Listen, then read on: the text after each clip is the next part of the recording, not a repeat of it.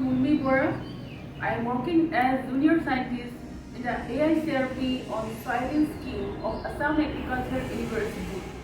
We have purchased these machineries, tofu production machineries from Pushpanjali Industries that is located in Ambala.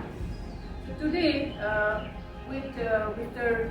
Manish Kumar Prajapati, he has installed the machineries and we have learned how to produce tofu as well as soya curd and soya flavored milk, and he has explained everything so nicely. And this plant we have established under ICAR NEH fund.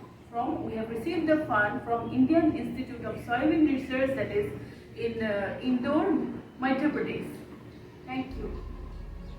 So this capacity of this tofu plant is 180 liter, and we have purchased this whole setup.